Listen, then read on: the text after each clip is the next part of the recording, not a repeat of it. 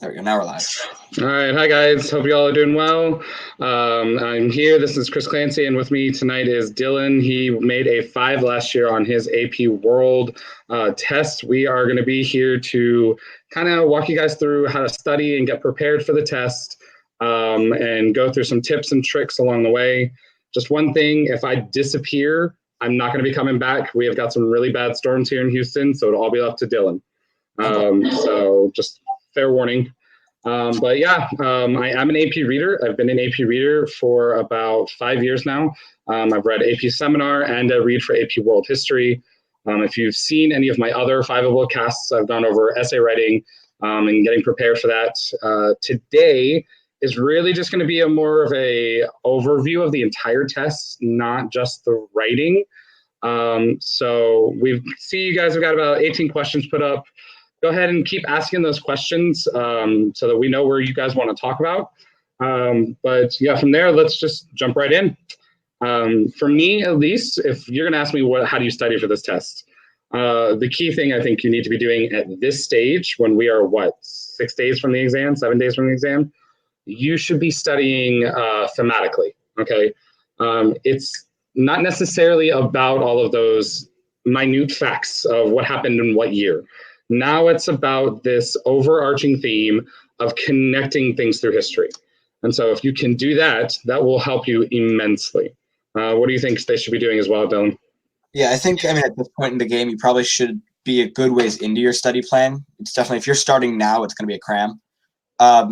It's like we're in a weird spot now because it's like it's not too late to start, but it's not too early to like have a comprehensive plan. And I was talking to Mr. Clancy about that. So it's like, right now, besides just studying thematically, which I think is really important, along with studying the key concepts, because that's exactly what you're going to be tested on, you should understand also the parts of the exam. I think, like in my opinion, this exam is like, I always say like it's 60% content, like 40% skills.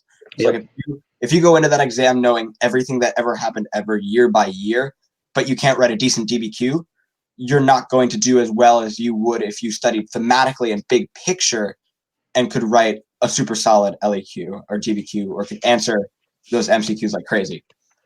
I completely agree with that. Writing is the key to this test. Writing is the key to actually all of the history exams. If you can't write not just a DBQ, but an SAQ. I don't want to say the LAQ is kind of a throwaway essay, but if you're going to put time and effort into practicing constantly, definitely DBQ is number one. And then SAQs, because LAQ is, I'm more like that icing on a cake, right? If you get a good, make it look pretty, it's going to be fine. If it doesn't, it's still going to taste good, right? So for that, somebody was asking, what are the themes and where can you find them? If you are looking for the themes, you should be able to find them on the AP College Board website. But I am trying to bring it up here for you so that you can see what they are. So let me bring that up for you so you can see that. Go to Chrome. I got it. Okay. Everyone should see I think I'm sharing the wrong screen. Yep, I'm sharing the wrong screen. Hold on. Sorry, guys. What is this one called? Course. Okay. So course overview. There we go. So you see here, this is what we're talking about with these themes, with world history. So course overview, there are no prerequisites, but look over here under the course content, right? You guys have 6 time periods. Time period 1 and 2, if you were to ask most of us as world history teachers, we're going to say it is just as important as time periods 3 through 6. But if you ask College Board, not so much. If you were going to put, I've got to decide what do I need to study, and you needed to start picking and choosing which time periods to study, I would wait to do time period 1 and 2 last. And I would make the argument you can kind of say time period 6 as well, simply because that's recent history, and a lot of you know that, even if you don't think you know that. Time period 3 and 4 are probably the most important parts because there are so many different issues that we see there. The development of religions, the development of society, empires rising and falling, and all of those different issues. So I would say 3 and 4 are going to be where you should put most of your money in the beginning. And then from there, move out into 5, 6, then 2 and 1. Your themes are right here down at the bottom, or they were last year. They're not anymore. Sorry, hold on one second. What you really want to focus on is that you really want to focus on the skills, as Dylan was saying. Okay, there are 4 skills. Okay, your 4 skills are contextualization, which is the hardest one, I think, for them to test right now. They haven't figured out a good way. Causation, which is cause and effects. You've got comparison, which is similarities and differences, and change and continuity over time. Now, with my kids, we just went over this again yesterday in class. And one of the things I said is if you are doing, let's say, a causation, right, you can theoretically be writing a comparison essay and a CCOT at the same time. Because really the skills all should work together. Right? I call it like a sandwich. You're building a sandwich. And the big skills, the content, that's the outside the bread. It's the individual skills that you put in the middle of the writing that is the meat of this test. And it's the SAQ, the DBQ, and then the LAQ. What do you think, John? What would you tell them they should be studying the most, at least at this stage right now? In terms of content, I would say definitely focus 3 through 6. And then I know you were saying 3 through 4 are definitely the most, I would say, content heavy, at least in terms of the themes. But I still think that, I think you should go 4. I think like the order right now should be 4, 3, 5, 6, 2, 1. I think that would be my ideal order right now. But also make sure that you don't just understand the time periods as like blocks, but you see how they kind of meld into each other, because and understand why the College Board kind of cuts them off where they do.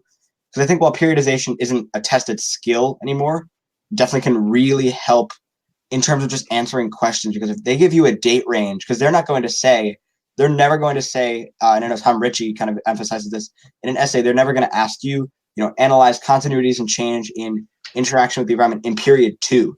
They're going to say maybe the classical era, but most likely 600 to 600, or they could give you random years kind of vaguely around those dates. And so it's like, if you know those periodizations, you understand the key turning points you can use for not only contextualization, but also for major essay points, especially knowing that you know what happened when. So even though you don't have to know specific dates, knowing, for example, that Islam is period 3 and not period 2, or knowing that, the industrialization is period 5, is definitely something that cannot be really overstated, I think. I agree, 100%. And just to add to that, where you said that dates are not as important, cannot emphasize that enough. Okay, a lot of the times when we take these history classes, we tend to think, oh, I've got to know when X, Y, and Z happened. Really what these tests are looking for is not that you know when it happened, but you know why it happened. And you know the moving parts of whatever the issue is. If you're going to be talking about, comparing the spread of Islam to the spread of Christianity or Buddhism, they're not going to want you to tell us, when these religions started. What they want you to tell us is why they spread in the manner that they spread. And understanding that geography plays into this, politics, religion, obviously, art, things that you might not even comprehend or think about normally. Money plays a way in which religion spreads. A richer religion spreads further, it spreads faster than a poorer religion. And so with that, I would say one of the things to really keep in mind, guys, if you know dates, that's great. But if you don't know the whys of those dates, I'd be really, really remiss in saying you are missing the point of the course. All right, we really need you to focus on the whys of the dates, okay, not the actual date itself. And you can see Dylan just shared a list with you of dates that you can look at, but again, don't stress on the specific dates. I did get the learning thematic themes that I wanted to show you. So let me bring that up. So what you see here, this is how, when I say you need to study thematically, this is what I mean. Okay, so like your first theme is interaction between humans and the environment. One of the things that we commonly see on both LAQ and DBQ is their chunk of time is really big. Okay, 2 years ago, the DBQ was about the spread of, or no, excuse me, it was the merchant reactions to the spread of Buddhism from 600 BCE to 1500 CE. That's a really large chunk of time, okay?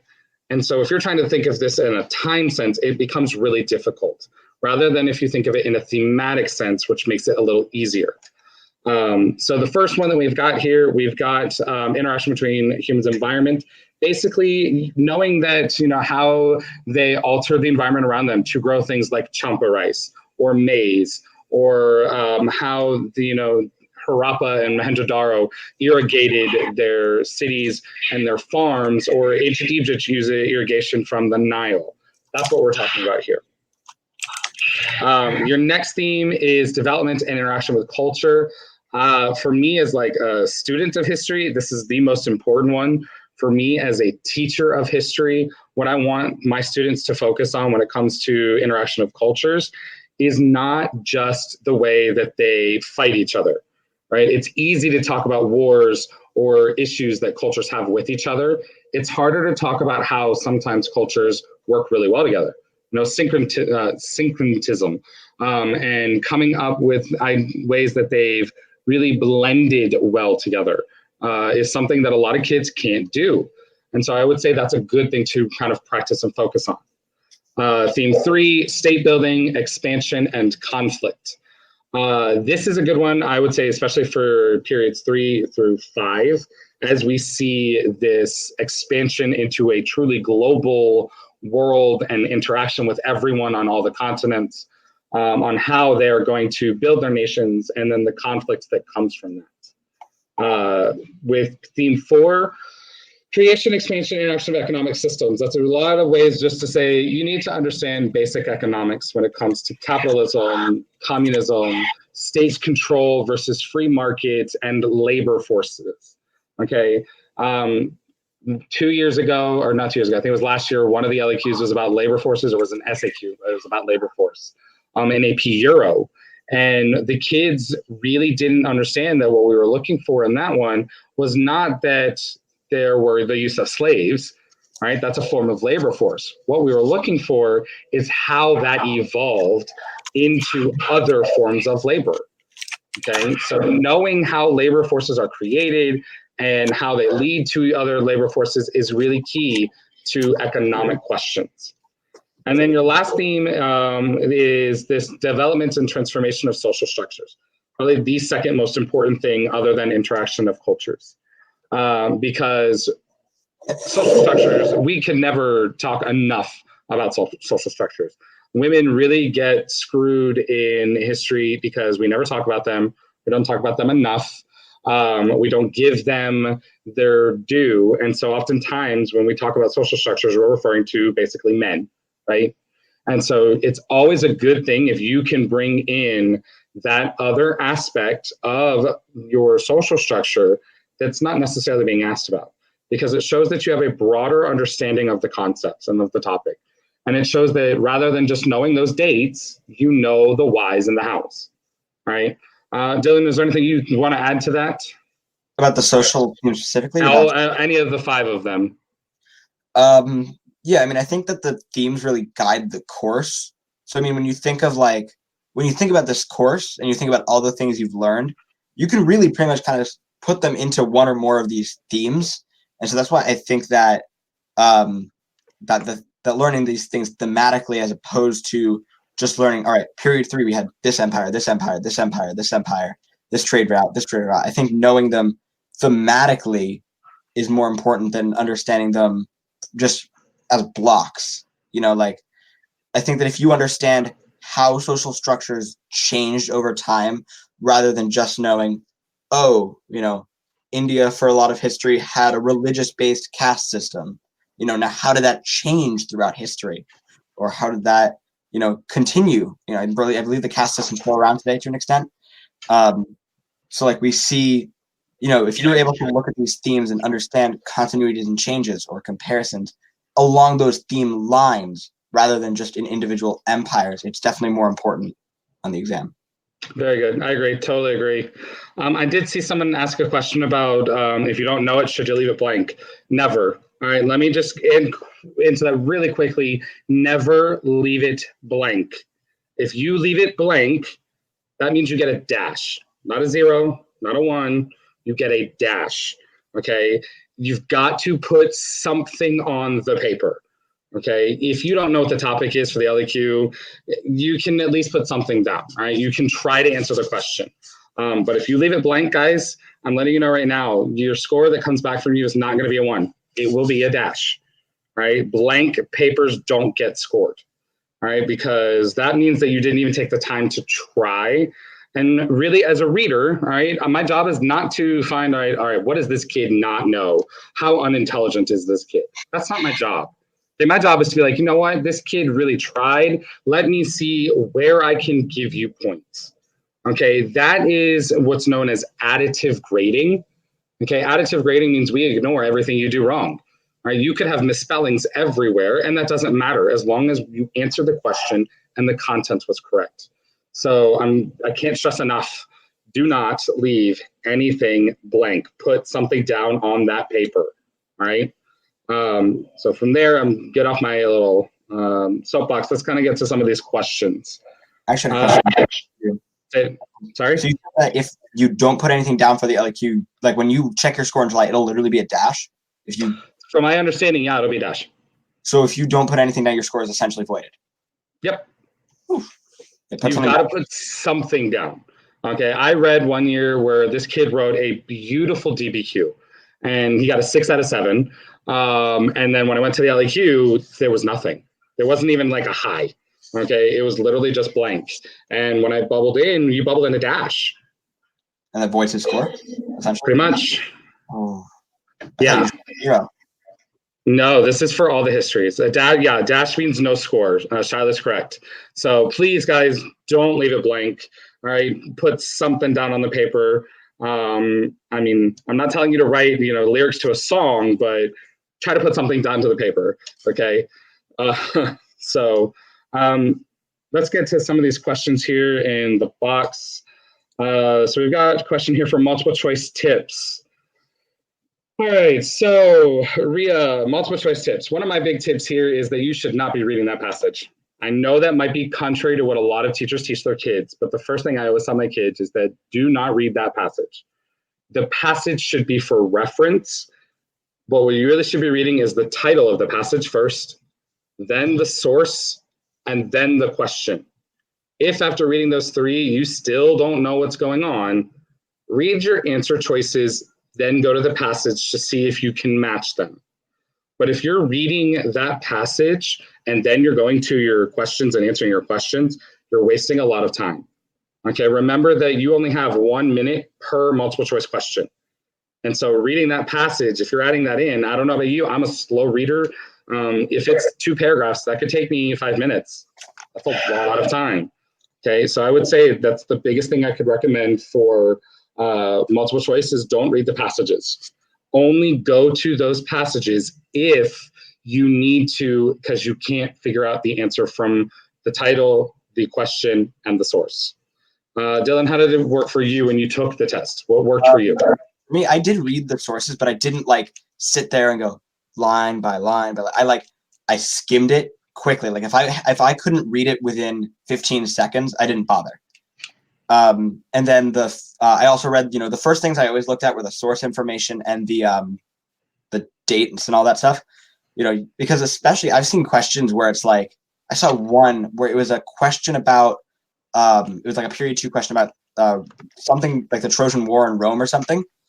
And it said something along the lines of like, which of the following points of view would be most valuable to a historian looking at this topic? And so knowing that sourcing information in the original document can help you identify that question. But also, like, I always found it helpful not just to use like the general, multiple choice strategies such as process of elimination and that general stuff, but also even like I'd read a question, and before I even started reading the answers in my head, I try to actually think of what the answer might be. I'd still read all the answer choices, but if it was there, I'd be more inclined to pick it if I was able to kind of identify it in my head first, because then I tend not to get as tripped up by 85 different possible answers and know, oh, the first most obvious thing that came to mind was Confucianism as the answer to this question, or before even looking and being like, well, Taoism was happening, or no, like if the first thing, and then stick to your gut. I think a lot of people second guess themselves on these multiple choice questions, especially on AP tests. My advice to you guys is basically treat this like any other test, maybe just a little bit more seriously. Like, you shouldn't be trying to think of a way to word this so that you guys don't just start not caring about the AP. Like treat it not like a normal test like in class, but don't think that these questions are special because they're on a new piece of paper. They are the same, first of all, probably the same questions you've been practicing all year, but also there's still just multiple choice questions at the end of the day. There's still, you can still apply process of elimination or crossing out distractor answers, or they're not special in that kind of aspect. Yep. Other thing I would add to that when it comes to second guessing yourself, really, because of not just the time, but in general, when we look at multiple choice questions that kids have gone back and changed their answers, most of the time, if you're changing your answer, you're changing it from the right answer. Okay, unless you found that question answered in another question, going back and changing your answer really is just wasting time. Okay. Our intuition isn't always right. So yeah, you could be making the wrong choice. But it's a question of making the wrong choice and still having enough time versus wasting your time going back and changing your answer and then not having enough time to answer all of the questions at the end. One of the little tips that I tell my kids is if they really don't know the answer and they don't even know how to guess, go through the answer choices one by one. Read it. If there's any part of that answer choice that's false, then it can't be the answer. So if the question is asking you about Muhammad and the night journey, and it tells you that, Muhammad took I think it was a flying horse, right? It was a flying horse to England. That's false, right? We know he didn't go to England. So you wouldn't pick that answer. If it were to tell you that Muhammad took a flying horse to New York City, that's wrong. Okay, that's what I'm talking about with reading each answer choice, finding that one thing that is right or wrong about it. And then the other big tip that I give my kids is you don't have to know everything. Okay, someone asked, it's the multiple choice like the most important part of the test because it counts the most. It does count for 40% of the grade, but that doesn't mean they expect you to know everything. Okay, there are people who have PhDs that don't know everything in history. Okay, it's known as a survey course. You're going to know some things really well, and you're going to know some things not so well, and that's okay. And that's where your knowledge of what you do know well can kind of help you narrow down those answer choices to making sure that you get the correct answer. All right. Anything else you would add to that? Yeah, I think we're all AP students here, so I think we all kind of stress over our grades and stuff. So I think to all of us, a good grade on a test is, maybe above a 90, an 85. On this AP test, if you get, half the questions, that's a 3. Yep. If you get, I think a 5 on this test, at least roughly a 72.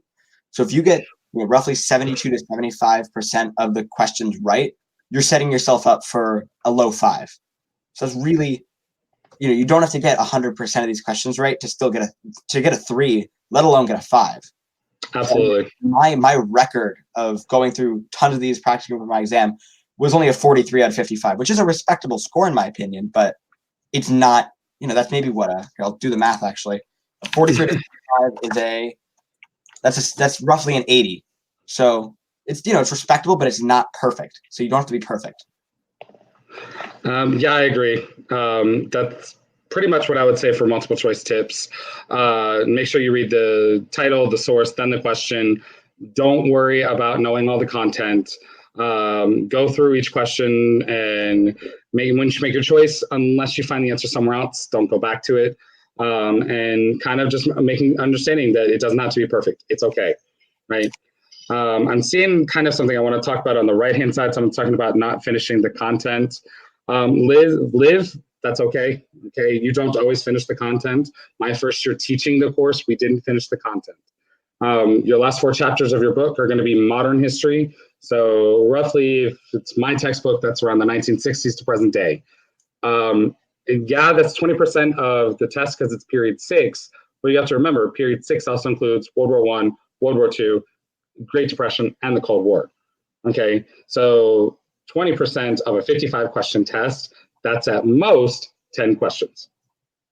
Okay, you're not going to get that many questions on all 4 of these topics. So don't stress about it. Your teacher's doing the best that they can if this is the first year that they're teaching it. And just study what you don't know from there, and then you should be fine.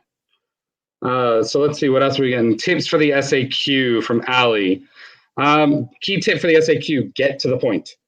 Don't give me flowery speech. Don't write me this beautiful prose intro or every single thing you know about the topic, because I'm not going to read it. If it doesn't answer the question, I'm not going to read it. SAQs are supposed to be straightforward. You're not writing an essay. You're writing at most 3 sentences per part. Okay? You're going to answer it, you're going to cite your history, and you're going to explain how that is relevant to the answer. You do those 3 things, you're good. But if you're going beyond that, you're wasting my time. All right. And you don't want to do that to your reader. You want your reader to be like, wow, this kid's got it. I can move. I can go fast. We're good. Okay. Dylan, what would you say? I say, yeah, definitely. I know the ACE method is I think that's a pretty universal way to answer a short answer question. Yeah, I say if you're going beyond maybe 3 to 5 sentences tops, you're being a little bit too flowery. And I'm not going to say I'm not guilty of that. I'm 100% guilty of it. But because I just write a lot and I tend to overstate things and like over explain. Yep. And so if you remember, like I actually have these here because I knew I would be doing these, so I bought them. This is all the space you get for a short answer question. Just this little box. So if you can see this part A here is like maybe a third of the page. That's only space, depending on your handwriting, for like, I want to say 5 sentences max. Yeah. So like if you are going on, like I know last year's part number 1 question was like, name a totalitarian state that did mass violence or something like that. You could literally say like an example of a totalitarian state that did mass violence was Nazi Germany. Nazi Germany was led by the dictator Adolf Hitler, who carried out the Holocaust, killed 6 million Jews, and then explain how that supports your answer. That's 3 sentences, boom, boom, boom. You're not going to be speaking for 85 pages about the intricacies of the Holocaust and all of the different groups that were killed and all the different, all the different effects. And while that's, if you know it, awesome, good for you. It's an interesting topic. Yep. However, for the short answer question, your reader, I'm not a reader, so, Mr. Clancy can kind of back me up here. Your reader's like, and I can even think about me being a reader and getting annoyed. Like just yes, reading. We do. We get very annoyed when a kid gives us everything that they know, because we don't need to know everything you know. I call it the spaghetti method, where you've taken everything you knew and you threw it at the paper and you're like, all right, it's going to stick, and it's great. But yeah, just answer the question that's provided. Don't give us every little detail that you know. It does get annoying because I think last year there were 290,000 students that took the AP World History exam. Okay, we've got 7 days to grade 290,000 of them. If every single one of you is writing us a book, we're not going to get done. Okay, so please just get to the point. That's what I keep saying. Say it again. If y'all don't get done, voided.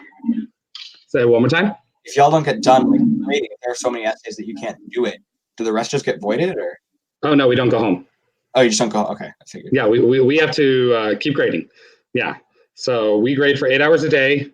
There were 1,600 of us, I think, last year. We were locked in a huge room with very little moving air, no music at all. It is silent, which if you're like me, that would drive you bonkers. And you are reading for 8 straight hours. You get an hour and a half for lunch, and that's it. Yes, sometimes, Ava, I do want to cry. I'm not going to lie. Sometimes I do. Yeah, just make sure you guys get straight to the point, okay? So we've got a question here about Unit 3 and 4 and Unit 5 and 6. What do you mean, guys? I'm going to ask, do you mean period 3 and 4 and period 5 and 6? Or do you mean unit? Because teachers always do their units differently. For me, Unit 3 and 4 is not period 3 and 4. So kind of Ben and Kieran, I need you to specify and let me know, please. If you can't find an answer to a DBQ, LEQ, or SAQ, what is the best way to BS it, Jason? Don't BS it. If you're going to BS it, we're going to know. All right, immediately we're going to know. Put down what you do know. And if you don't know a lot, that's fine. If you don't know a lot, okay, you don't know a lot, but don't BS it. So, yeah. I think that you would agree with that, Jason. Don't BS it.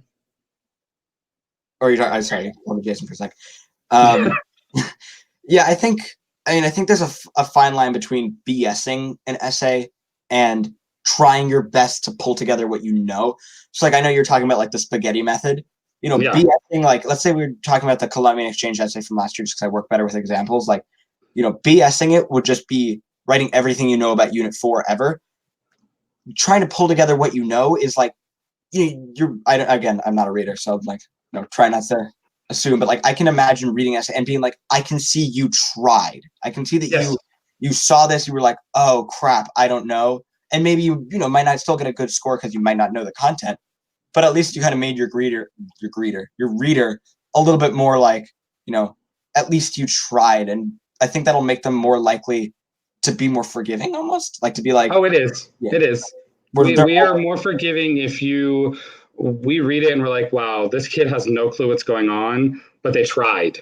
All right. We're going to scour that paper, that DBQ or that LEQ and go, okay, there's got to be at least 1 point in here. Okay, maybe they can get the thesis. Okay, if they can get the thesis, I can find something. When you do BS it, and I mean like the real kind of BS, that does not make us happy.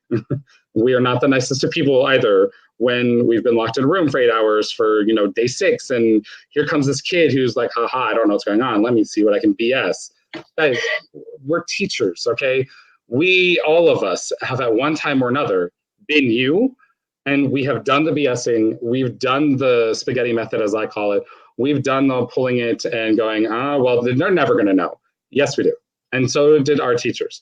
So yeah, don't BS it. Put together what you do know and put it together well, and it can help you out, okay? So we've got Unit 3 and 4, which everyone's saying period. So that is a big time period to be talking about. So for me, what I would say you need to focus on.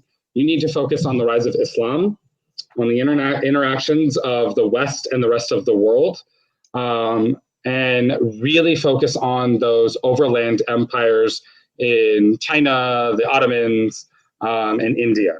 I would say that in my class, I really try to stick to we don't talk about Europe for more than 20% of the year, because I do not want my kids thinking that this is European history.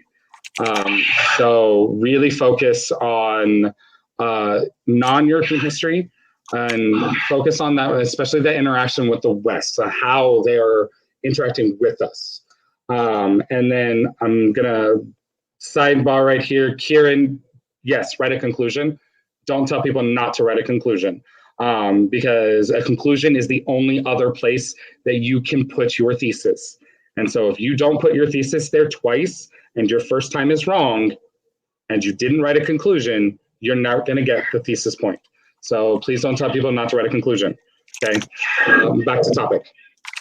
So on period 3 specifically, that interaction of how you have the rise of the Umayyads and the Abbasids and how the Islamic world rises and falls. So I would say that's really important. You also, China is going to be something that they're going to focus a lot on in all the time periods, because that's something that we really don't teach a lot in a non-AP setting. And then in period 4, period 4 to me, it was always the boring one. I'm not going to lie. So for period 4, it's that overland empire that I would focus on. Dylan, what did you say is going to be the most important part of these 2 time periods? For period 3, I would say trade in general across. Maybe it's less important. I would say for period 4, trade, and period 5, definitely. Oh yeah, but like for period 3, I know I think 2 or maybe 3 of the key concepts have to do with the effects of the intensification of those trade routes we see in period 2. And so I think that analyzing those new states that do rise, I think that's key concept 3.2. Also looking at the trade with those areas can definitely be really helpful, especially because it helps you understand the interaction between peoples, the effects of cultures mixing.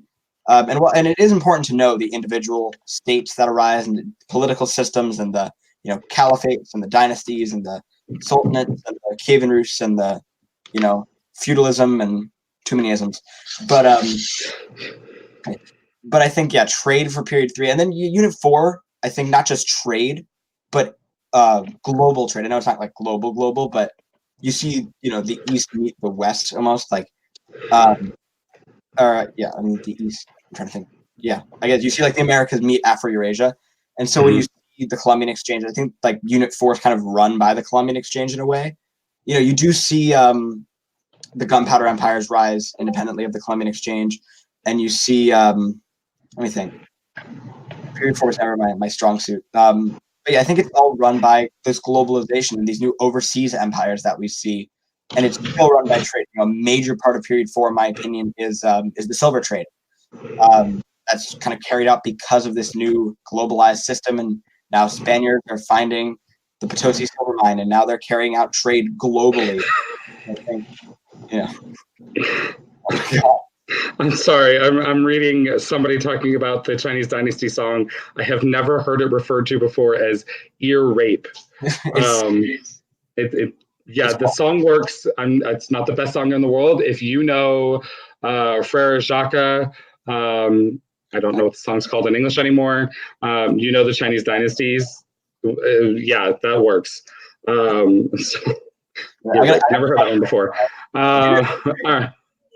So Unit 5 and 6, Unit 5 and 6 for me, I'm going to say one of the best things from Unit 5 and 6 is you finally get to see how the reaction of those new empires in Unit 4 are coming up, because a lot of the times I feel like when we get to Unit 5 and 6, we kind of just focus on Europe.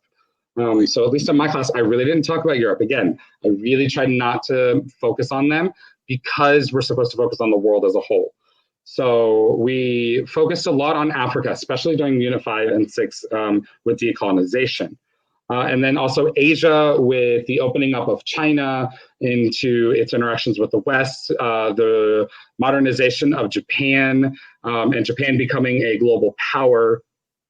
Unit 6, I'm going to say, is more focused on politics, while Unit 5 is more of a focus on economics. Capitalism, communism, socialism, which are not the same thing. And then Unit 6 is on fascism, communism as a political ideology, and capitalism as a political ideology. So those are the things I would focus on for those 2 units. If you're going to focus on Europe, invariably try to focus on it as how did the rest of the world react to Europe? Don't look at it as, oh, here's England, they're going to take over India. Look at it as how did India resist colonization? How did India try to work with the British East India Company, rather than looking at it as the English came in and took over, right? That's a really big thing I think we need to focus on a lot, especially. Don't look at it as Europe comes in and has been like, oh, we never knew you were here. Yes, they did. Okay, Europe always knew Africa was there. Europe always knew China was there. Okay, it wasn't like all of a sudden when Rome just went poof, all knowledge of these places went with it. They knew about it. What you're seeing in Unit 5 and 6, though, is a new balance of power. Because prior to these units, Europe is not on high. Okay, Europe is like low man on the totem pole when it comes to world rankings. Okay, China outstripped the entire world for not just centuries, but millennia. Okay, so that's something really good to focus on is African and Asian reactions to Europeans. What would you say? I think Unit 5 and 6, it's really, really easy to get sucked into a Eurocentric look, especially because in Unit 5, Europe kind of takes over a large portion of the world. And so it kind of can be seen as like the whole world is Europe now. But I think that, like you were saying, it's more important or less important to look at it as Europe imperialized and more important to look at it as, okay, what were the effects in these places of European imperialism? So absolutely. You shouldn't just know, if you think about, let's say, if I tell you Indian history, you shouldn't just know, oh, British took over. You should know, how did the Indians react? How did they negotiate? How did they try to fight it? Now, you gave the specific example, but for example, you might think negotiation with the British East India Company, or getting violent, the Sepoy Rebellion in 1857. So I think those things can, looking at them from a less Eurocentric point of view can really help you look at it from a more global point of view. And that's not to say to cut out Europe completely, but to only constrict it to, the course that 20% of your, you do need to know some stuff about Europe. It's important to know, but you should look at Europe in a global context rather than just Europe does this, Europe does that. The rest of the world is just Europe now. It's definitely not how that really works. Yep. Last thing to also talk about with Unit 6, focus on the decolonization part. World War I and World War II are really great topics that we all like to learn about. I really think that we give a disservice to decolonization and the African and Asian experience with decolonization. So I would definitely say focus on that. And I'm going to jump to what's being talked about on the side here. Guys, you don't need to group documents. I don't know where that's coming from. That point was from 3 years ago. We don't do it anymore. Your documents would naturally get grouped together, I would say, based off of your topics in your thesis statement. But as for a point on your DBQ, it's no longer a point. So if you're grouping your documents and thinking like you need to explain to us as a reader why you're grouping your documents, no, don't do that. That's a waste of your time. Okay. I would say if your DBQ thesis statement says you're going to talk about politics, economics, and social norms, yeah, your documents might fit within those, and so they naturally get grouped that way.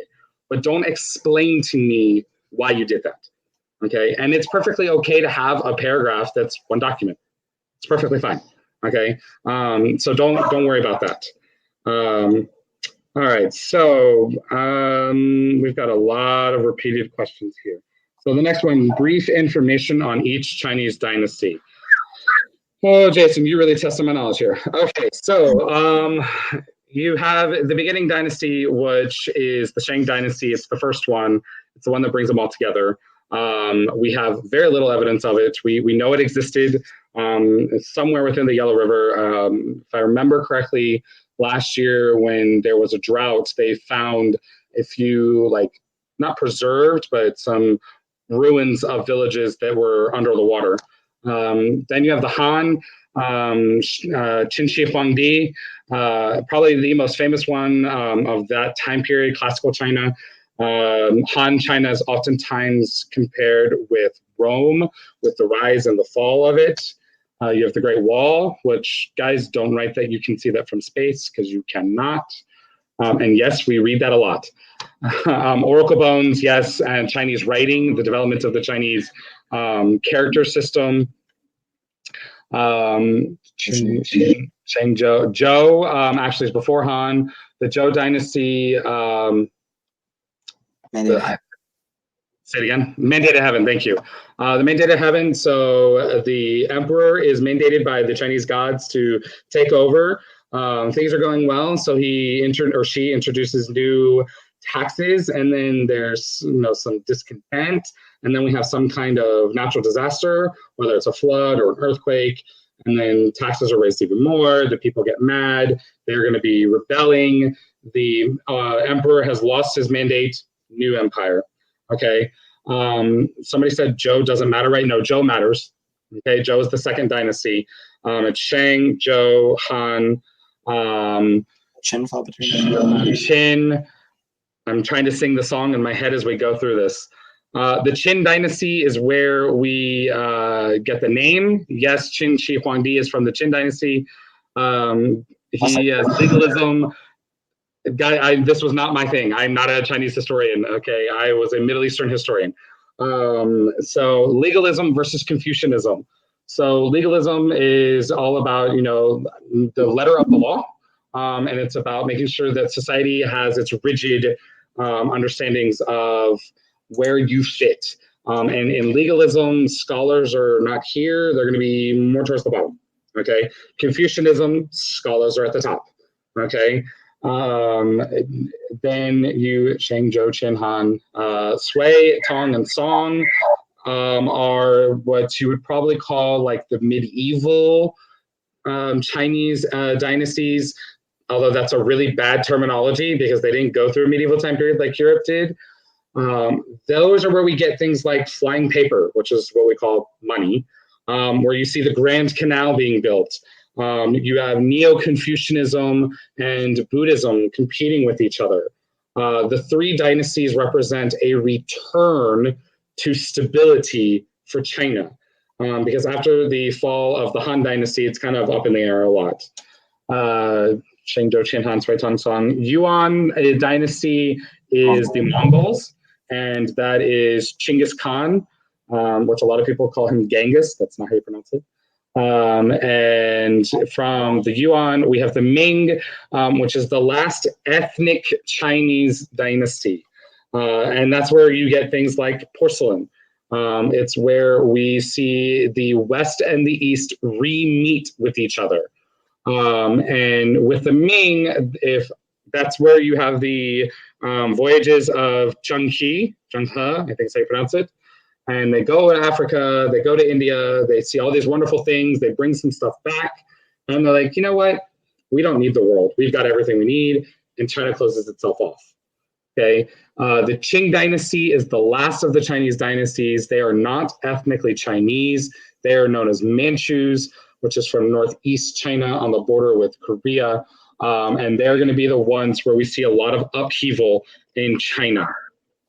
And so you have the Opium Wars in the 1800s with the British. You have the issues with the turban revolts, not the yellow turbans. The Boxer and the Taiping. Yes. Help me out here, because again, Chinese is not my dynasty. It's not my thing. So I think the Taiping Rebellion is less important, but the Boxer Rebellion, it's anti-imperialist. It was either the Taiping or the Boxer. One of them was like more of a religious thing. They believed they were like gods that could. I read something like that where they thought they were religiously bound to, rebel. But the Boxer Rebellion is anti-imperialist. They're fighting against these new European powers that are starting to encroach on their land. You have the spheres of influence after the what are they called? The Opium Wars. And so you see this start to happen, and it really, I don't remember if they were successful or not. I want to say they weren't. I'm not entirely sure. They weren't. No. They weren't. Okay. Just want to make sure I was right there. They weren't successful. And the Qing Dynasty kind of just, I believe the Boxer Rebellion was 1899 to 1901. Mm-hmm. And then, just from there, and then in 1911, you see, I want to say his name, I forget the name, but the Republic of China is Chiang Kai-shek. Oh, Chiang Kai-shek, that's what it was, not Sun Yat-sen. Yes.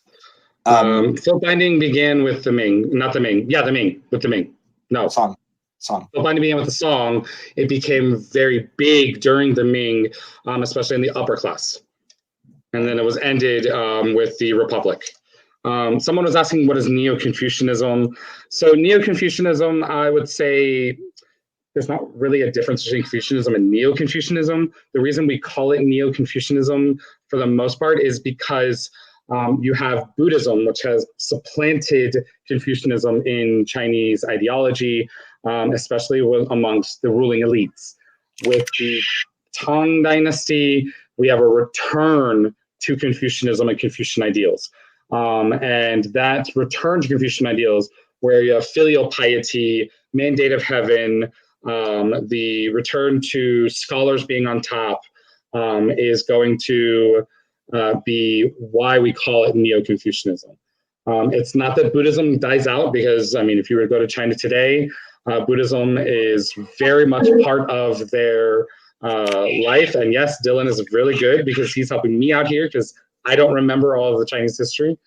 But why we call it Neo-Confucianism is simply because of the fact that we're coming back to it. So After the fall of the Qing, the thing to pay attention to would be the Chinese Civil War, especially in the 1930s and 40s.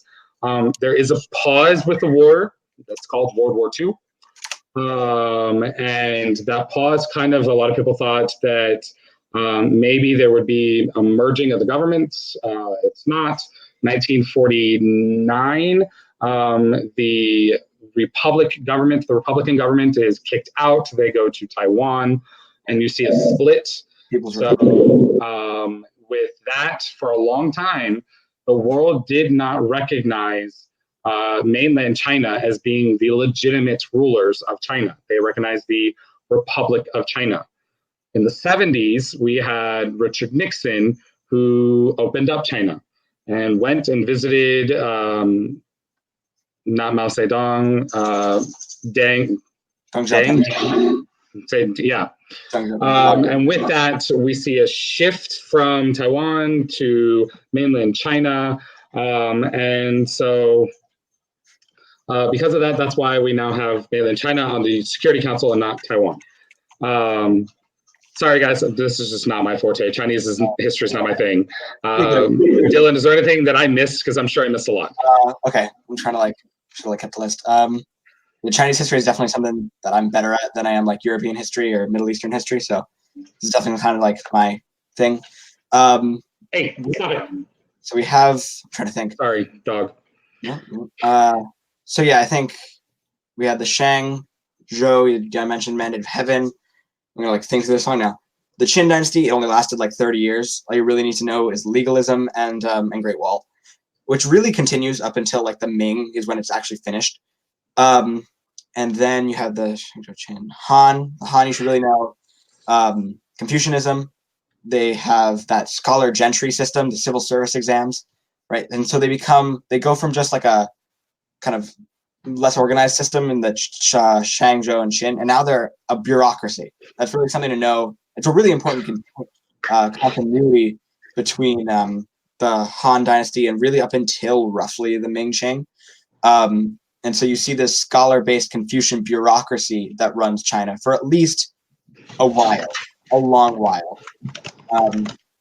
Then we see Sui Tianfang. Sui, we see Sui, we see the Great Canal that links north and south. That's really an important thing in China. And then we see the Tang and the Song. The Tang also, you want to remember their tribute system. And during this time, you got to remember sinifications going on. So you have in like places like Korea, Japan, Manchuria, you have Chinese influence really impacting the way that the rest of Asia developed as a whole.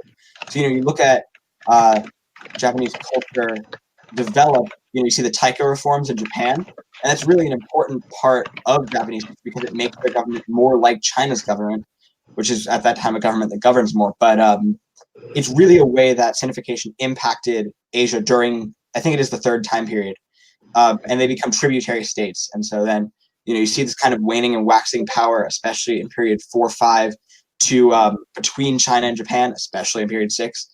And then it really helps. It does. So you see the you see the Mongols take over. Something to know is that, first of all, the Mongols were pretty tolerant. They were a nomadic group, so they really didn't care. As long as you were like not breaking their laws or anything, you could practice what religion you wanted. I remember women probably had more rights. Maybe not. They did. Yeah. Women, that's the key thing with the Mongols, is women had not equal, but definitely way more rights than anywhere else in the world or relatively within history. And then we see a lot of cultural kind of, not conflict. There was no like war, but there was definitely a newfound social structure because of the Mongols moving in. I remember the Mongols, it was like Mongols, Han Chinese. And then we see Ming. I'm going to do this for every dynasty, so heads up. I do it myself. Don't worry. This is why I asked you to jump in. We see the Ming Dynasty, like he was mentioning, they were kind of not isolationist. They weren't like Japan level isolationist, but they kind of realized, hey, we don't need the rest of the world, so we're just gonna close ourselves off. And in my opinion, this is just my personal historical argument, that this kind of hurt them in the long run, because I feel that if they had integrated themselves more effectively with the global system, things may have worked out differently, where they may have been more successful in industrializing. Yes. Industrializing. Yeah, I can talk. And in terms of just, in terms of just joining the global system, as opposed to being kind of this, this kind of individualized state that never really moved past its, you got to remember that this Confucianist government is relatively conservative in the fact that they didn't really want to change much. They wanted to keep their power. They wanted to. So when the self-strengthening movement comes around, a big reason why it doesn't work is because of the fact that their government is incredibly conservative. And I don't mean conservative in terms of like Republican conservative like today. I mean in terms of like they didn't want to see much change. And so they really didn't help the country grow industrially. And if I'm screwing this up, I might be remembering things wrong. So please correct me. You're correct. Okay. And so then we see that occur. And then we see the Qing. So I feel like the mistakes of the Ming lead to the Qing screwing up even more. And so you see just imperialism hit China kind of at full force, right? You have, I'm trying not to say this, Europe moves in, but you see China really get hurt by the Europeans when they move in. You see the Opium Wars occur. And this is really just, I almost consider it just England's hissy fit when, Yep. Yeah, it's basically just China dumps opium in the sea and China throws a fit. Or not China, England throws a fit. But something to note is that China gets obliterated in these opium wars due to the fact that they haven't effectively industrialized. And so we see, let me think. They haven't effectively industrialized, self-strengthening's failed. Now the opium wars have just, pretty much single-handedly knocked out China as being a super global power for at least the time being. Boxer Rebellion occurs, which really hinders China again. And we just see, again, just the Qing dynasty. They lose their mandate, but instead of a new dynasty forming, we see the Republic of China. Republic of China isn't all that important for the exam. Just know, like, Republic of China exists. Maybe know Chiang Kai-shek and Sun Yat-sen. They're kind of nice. And then in 1949, following World War II, we see the Maoist rebellion, or the end of the Civil War. Yeah, and so then kind of similar, you can draw a comparison there between the Chinese Revolution and the Russian Revolution, almost kind of leads to a civil war that kind of just, it's kind of the same thing with all communist, Marxist, whatever the umbrella term is, revolutions. And so you see communist China rise, and actually I believe China is still technically a communist state, right? It is. So China, it may show up on the exam because 2008 is when they did this. China now has very specific, not spheres of influence, but that's what they had after the Opium Wars and World War One. They've got these economic spheres where, like, somewhere like Shanghai, Guangzhou and Guangdong province, these places are capitalists, where you are allowed to own private property and own a business. And make money as much as you want, like you could in a capitalist society. It's very important to note that in today's world, even if you were to talk about back in 2000, there is no country other than maybe North Korea and possibly Venezuela and Cuba that is truly one system. Okay, you see what's known as a mixed system. Okay, you've got socialist parts of the United States, just as you have capitalist parts of the United States. It's the same in China, okay? For their big overarching deal, yes, it's socialism or communism. But in smaller cases, they are allowing for capitalism to come in because they realize that they could not keep the growth that they were having stay at its level if they didn't allow that capitalism to come in. And Israel on the right, yes, it is exclusive economic zones that China has allowed. So thank you for pointing that out. 10 points to you on Monday. But guys, again, the thing here is you don't need to know all of this, right? Because you're not going to be able to remember all of it. Like, I'm a teacher and I did not remember all of it because it's just too much to take in. Know the big picture. Okay, the big picture here is that it starts, there's a cycle. Cycle is everything's great, taxes, disaster, rebellion, overthrow, and it goes all over again. Okay, if you can remember that, knowing the specifics might get you some extra points, but you can at least know how they changed and why they changed. All right. I'm going to move on to the next question because we spent a lot of time on that. Yeah, well. Go over time management tips on Tara. So yes, that's a very good question. I'm wearing a watch. You see that? That's a watch. I know a lot of you have never seen these before because they are not digital, but you need a watch like this. Okay. You are responsible for your own time management. Not every place I know of that does AP exams puts up a clock for you to see. It cannot be a countdown clock anyways. So I always say you need to bring a watch and watch your time. Okay. With that being said, you should be able to know how to divide your time with what you're given. Okay. So if you are given an hour and 40 minutes for the DBQ and LEQ, you should divide that up 40 minutes for the LEQ, 1 hour for the DBQ. Of those 40 minutes, 5 minutes plan your LEQ, okay? And then 35 minutes write. On your DBQ, you should analyze the documents, hipping those documents. I don't know if there's another acronym you guys have learned, but that's the historical context, the intended audience, the purpose, and the point of view. You do that for 15 minutes, and then you write for 45 minutes. Somebody said your school banned watches. They can't do that. Now they can ban smartwatches, so don't bring a smartwatch. But if you have a analog watch like this, it's not digital, okay? Then your watch is fine. But yes, you please make sure your watches don't make any kind of noise, okay? And then other time tips for the MCQ. I mean, again, don't read those passages unless you absolutely have to. Okay, you've only got so much time to answer 55 questions, and reading those passages is known as what's called a time sink. It's there not necessarily on purpose to waste your time, but it is there to see if you know how to manage your time.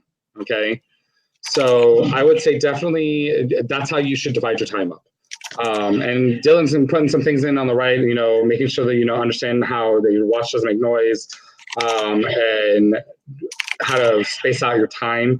But I really think that you guys should, if you follow that basic rule, you should be fine. Okay.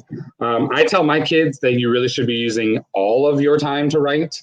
If they're giving it to you for a reason. Okay. So use it. Okay. The SAQs, you've got 40 minutes to answer 3. It's roughly about 13 minutes and 20 seconds. Okay. I generally am seeing kids, at least my own kids, they finish them within like 10 minutes. So if you finish yours early, what I tell my kids to do is to go back and reread them and fix any grammatical mistakes. Otherwise, once you've done your 40-minute SAQ, you're good with part 1. So that's how I would recommend time management. Anything you want to add to that, Dylan? I definitely think like people are always worried like how much time should I spend on the LEQ? How much time should I spend on the DBQ? You get, and I feel like most people by now are aware of this, but you don't get like literally an hour to write the DBQ and 40 minutes to write the LEQ. They will give you both essays. Like so you have your part 1, you take your like 10-minute water, totally don't talk about the test question break. And then you get, you know, we don't talk about the test questions whatsoever. We don't want our score. We can never talk about the multiple choice. And then we go and we sit back down in our chairs, right, and where we're testing. And then we go and they literally will hand you the DBQ documents and the LEQ and say, you have an hour and 40 minutes. Begin. That's so you could technically spend 90 minutes on the DBQ and 10 minutes on the LEQ. I don't recommend that. But it's somewhat flexible in the sense that like you don't have to, you know, you don't have to say, all right, it's been an hour, I have to stop my DBQ. If you are, you know, right about to finish your DBQ at an hour, wrap it up. You know, take an extra 5 minutes just to, you know, you might be hurting yourself for the LEQ, but I think that it can really. I feel like students get stressed if they don't finish their DBQ within an hour, they're screwed. When in reality, it's kind of flexible. Especially if you can write a DBQ really quick and an LEQ really slow, or vice versa. What's the worst writing I've ever seen as an AP reader? I want to hear the story too. I've been meaning to ask this. I am pretty sure that whatever that child learned how to write, they never learned how to finish writing letters. But I would say the worst one I ever read when it comes to actually like trying to decipher it, it was like that big. Okay, the smaller it is, guys, that's not good. Right? I'm not old, but I am older. Okay, and there are teachers that are younger than me that are there, but there are teachers that are older than me than there. If you write this tiny, you need to fix that because I wear bifocals and I still could not read it. Right, and there are 290,000. There's probably going to be over 300,000 test takers this year. We really don't have the ability every single time to pass off your DBQ or your LEQ a million times and say, hey, can you help me read this? Can you help me figure this out? We want to, we try to, but we have to give every student the same amount of attention, regardless of where they are in the read, whether it's day 1 or it's day 6. And if we're spending so much time trying to figure that out, we're not doing that, and it's not fair, okay? So I can, I know Dylan, you had mentioned about me leaving usually after an hour. I can stay for about another 25 minutes with you, try to get through as many of these with you as possible. I can stick around if you guys want. I can, I'm more than willing to hang out until we knock through these 50 questions. My concern is that in Houston, we're going to get some pretty bad rain, so I just don't want to be on the computer when it starts. Right. I'm going to jump to this question here from Mariah. How do we get the 7th DBQ point for demonstrating complex understanding of historical development? Mariah, that is a question that not only other students have had, but we as teachers and readers have that same question, okay? Because it is so new. Last year was the first year of it. This is only the 2nd year. It is not something that I can say we have a magic bullet for. We don't. Right? I don't know if I say you do A, B, and C, you will get complexity. What I tell my students and what I think is the best way to get complexity is what's known as the complex split thesis. Okay, it's the idea that you do although X, Y because of Z.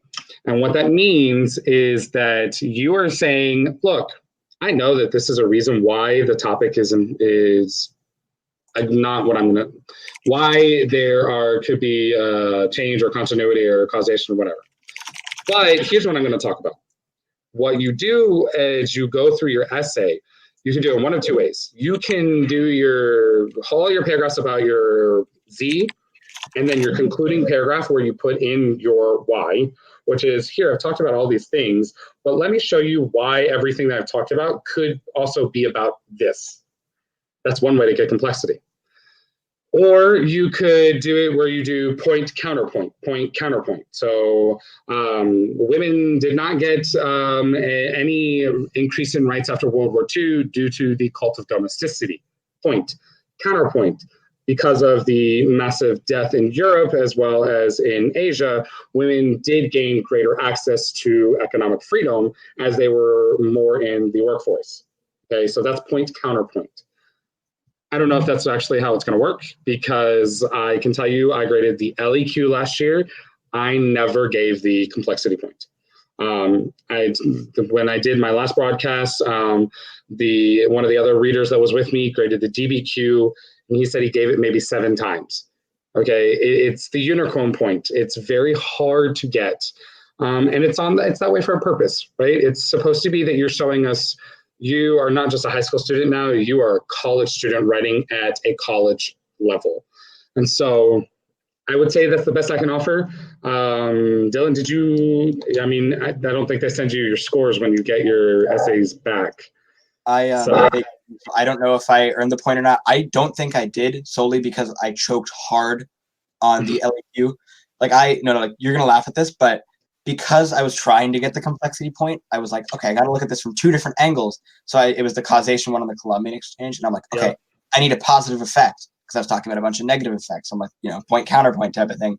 And I was telling myself, okay, and I think I still did well because I got the 5, but I was like, okay, there's more food, therefore the Native American population will grow. It was a horrible paragraph because it was squeezed between my death of millions and my forced labor paragraphs.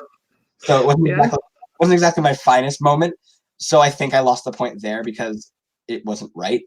But yeah, I think the easiest way, in my opinion, to earn complex analysis, especially in the times that I earned it in my class, is to do both continuities and changes, or both causes and effects. Totally. Because by doing that, you don't have to necessarily see it as like a counter argument, but by looking at it from I was talking to my teacher about this the other day. You want to look at this from a nuanced argument. You want to look at this from, and I almost find it easier to answer my thesis as a to this extent. Like if you can quantify how valid your thesis is, you can get that complex analysis by talking about it. So like if it, for example, if I say the trains impacted imperialism in whatever the date range was to a moderate extent, they increased control over this, and I don't remember the exact document stuff, and did this. However, they also increased nationalism in not imperialized areas. So by doing that, you kind of develop a more nuanced argument as opposed to a one-sided just, this changed, this changed. You look at this changed and this changed. However, there were still things that continued, such as X, Y, Z, Y, whatever, So I think nuance is the word that I use to look at it. I have a few of you are asking about complex thesis and things like that. So I'm going to bring up the presentation that I did over this, I don't know, 2 weeks ago. Let me bring it up. Wait, go back. I'm bringing it up so you guys can see it and also show you contextualization. A lot of you are also talking about LEQ versus DBQ. Can we go over LEQ more? Really, guys, the big difference that I'm going to tell you between LEQ and DBQ is that, in my opinion, the LEQ has no documents. Like, it's all coming from your brain, while the DBQ is got the documents to kind of help you out. Really, that's what I find to be the difference between the two of them. Writing-wise, the structure is generally going to be the same. Intro, which is your contextualization and thesis. Your body paragraphs, which are going to be from your thesis. You're going to talk about what those are. And then your conclusion, which is a rewording of your thesis. So I would say the documents make the DBQ easier. Yes, somebody just wrote that. But the LEQ is very doable. So I just brought up that presentation I did. I'm going to quickly go over this, guys. I'm not going to spend a lot of time on it, all right? But I'm going to drop some for theses that I have. So here's contextualization. So contextualization is your way of telling us, here is what you want me to write about, but I want you to make sure you understand what you write about. So here's what happened before the event. Here's what's going on around the world during the event. Here's what happened after the event. Okay, contextualization really is what you see there. It's the scrolling words in front of all of the Star Wars movies. Okay, it's the on the last episode, we see, and then it's a replay of what happened on the last episode, okay? The purpose of the contextualization is for you to put the topic in a greater understanding of what's going on, okay? It's not necessarily for you to throw everything about the topic at us, okay? That's something different. This is what I tell my students to do with contextualization. You can either go before and after the event or do different regions of the world. You'll see there that I say 50 years before and after. That's for European history. It's a little different with world history because of the time frame here. You really just want to make sure that if you're doing before and after, it makes sense. It's the next logical step. Okay, it's not going to be, if I'm talking about the rise of Buddhism, I am talking about the development of Santeria in Cuba. Okay, those are so far apart. Are they really related to each other as much as you want them to be? Okay, so here's an example that I did. This is for European history, but this works perfectly for world history as well, because this is a world event. So if you look on the x-axis, those are things that are going on before, about 50 years before the event, and then 50 years after the event. So I would kind of stop actually with the Great Depression. On the y-axis, what I did is these are things that are going on around the world. Now, obviously, World War I, It's called World War I because it's going on around the world, but that doesn't mean other things are not going on. Okay, so we've got the American isolationism. We were very isolationist at the time. Ford starts the 8-hour workday. Sinn Féin winning an election in Ireland. These are things that you could bring in as contextualization, right? And then from there, here's 2 examples of contextualization, weak ones and strong ones. I'm not going to read them all to you. I'm going to put the link up here for you guys when I'm done. I want to get to the thesis. So, complex split thesis looks like this. Okay, I do the although X, Y because of Z. Now, Z is going to have 3 parts, right? If you do the rule of 3, you're giving yourself 3 topics to write about your DBQ or your LEQ about, okay? When you do that, what you're really doing is you're looking for why and how we can be talking about it. So when you do the complex split thesis, you'll see on the right-hand side, what it does is it's showing you, okay, there's a lot of change here, right? If it's CCOT, but here's something that didn't change. Okay, I'm going to talk about this later on, but I want you to start thinking as I go through this why it didn't change. Okay, when you do the complex split thesis, right, you'll see here at the bottom of this paragraph, although women remained mainly confined to the home, so although X, women experienced greater access to working opportunities. So women are my why because of working opportunities, political access through the suffrage movement, and increased educational opportunities. So I've got 3 categories, which are my Z, or ABC, okay? When you do that, this entire paragraph, that's 2 points. That's a third of your LEQ, and it's almost a third of your DBQ. Okay, you can do that as a really good way to set up your essay, and you're going to get a really good score. So what I want you to do when you write this, okay, you really want to make sure that you are setting up for your historical thinking skill. So cause and effect, comparison, change in continuity over time, and you're setting it up for that complex argument. When you do that, you're more likely to get both of those points, and it's much easier to do that on. So I know that was really quick to go through because I don't want to waste a lot of time on it. I'm going to put the link to this in the chat box. You guys can go and see that. So if there anything else you want to add to that before we keep going, Dylan? Oh, sorry. I'm like managing 4 different conversations at once. We're talking about a complex thesis, right? Yeah. Okay. I'm not sure I know what I'm doing. Yeah, with the complex thesis, I know I dropped some formulas that I have up above. I said like don't take them as like gospel because they were just mine and I don't know if they're good. But they're what I used in order to try my best to get a complex idea. So definitely you want to acknowledge, you kind of want to make this something that you're not entirely right because you aren't.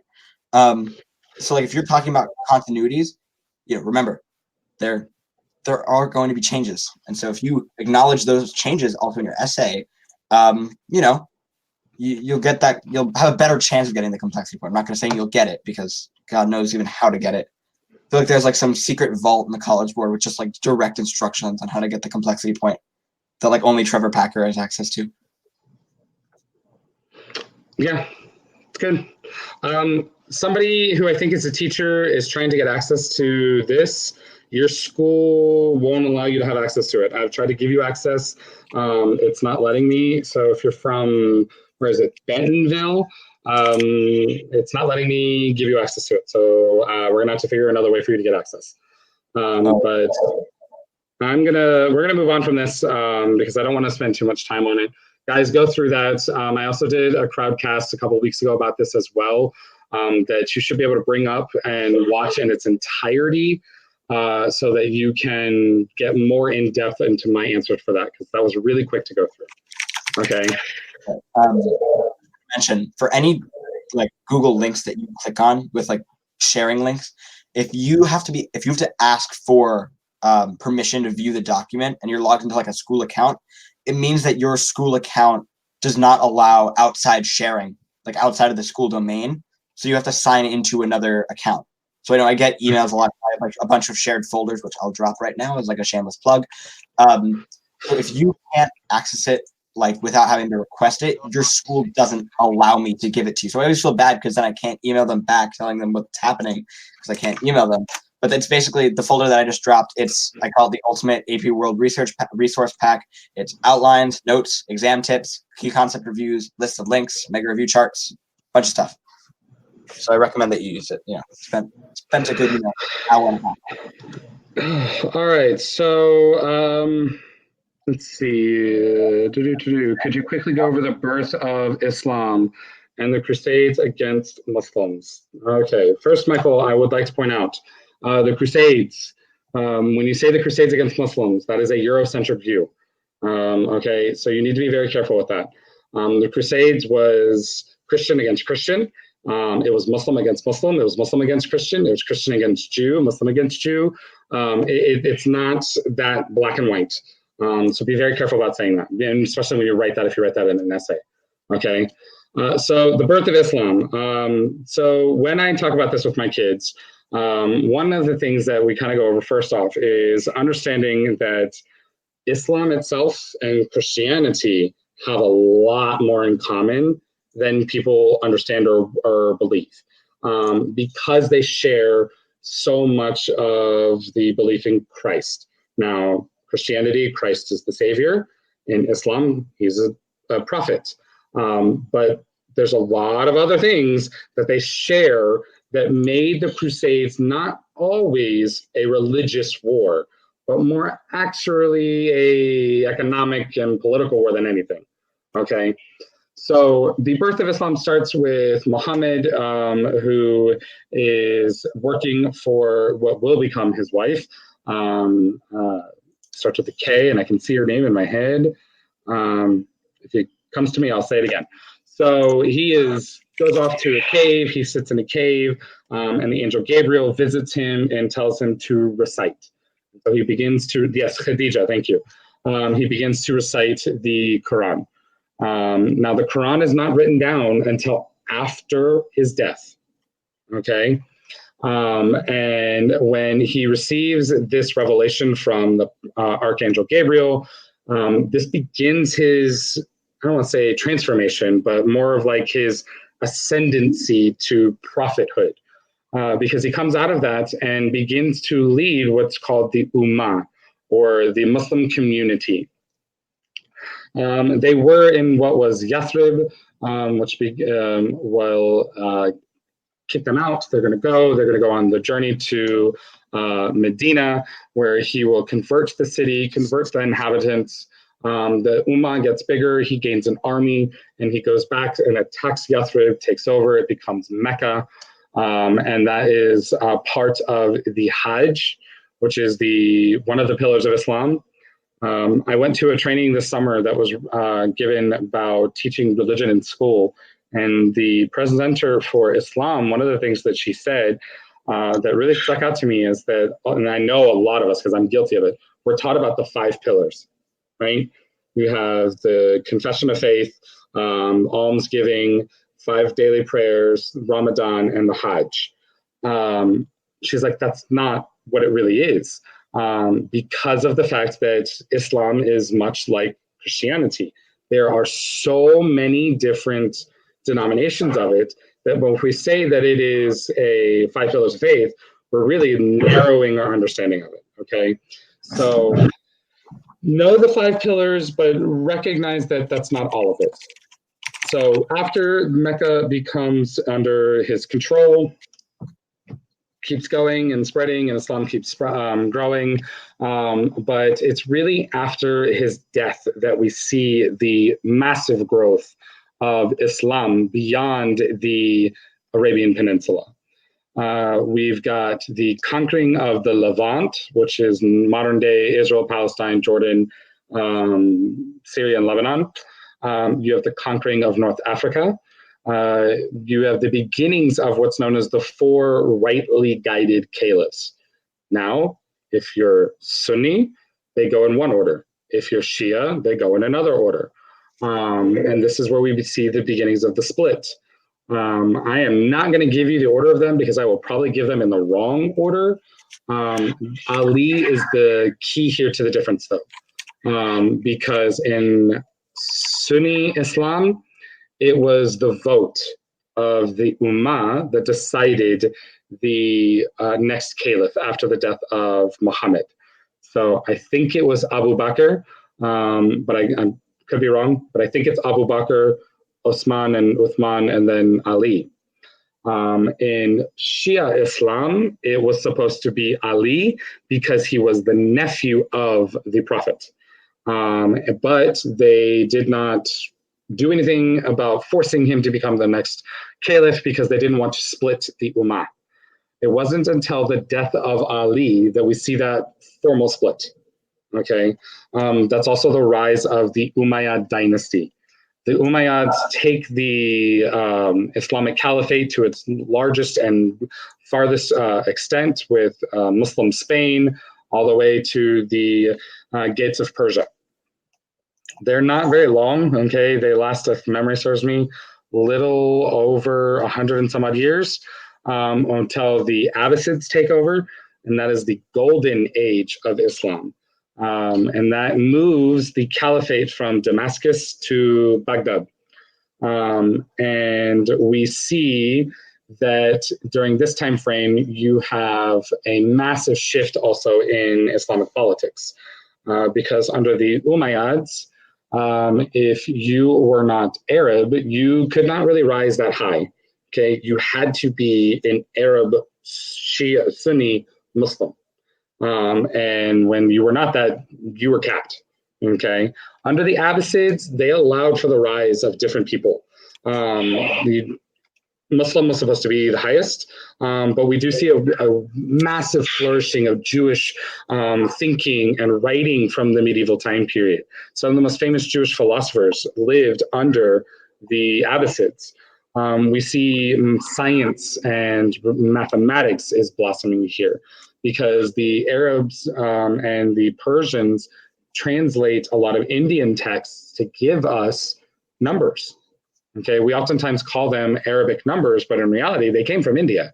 Okay, and we got them because of the Abbasid Caliphate. You have a flourishing of art and of poetry. It's a beautiful time frame, right? Not everything's perfect, but overall, it's okay. During the Abbasid Caliphate is when we see the Crusades start, because this is where we have Pope Urban II, who issues a call to retake the Holy Land from the non-believers. All right. And that's the time frame where we call generally from, I think it's 1097? 1096. 1096 to give or take mid-1200s. Okay. There were not 4 crusades, although you commonly hear about 4. There were actually 8 crusades. The first crusade, which is the Poor Man's Crusade, is a big one. You have the third crusade, which was the sacking of Constantinople.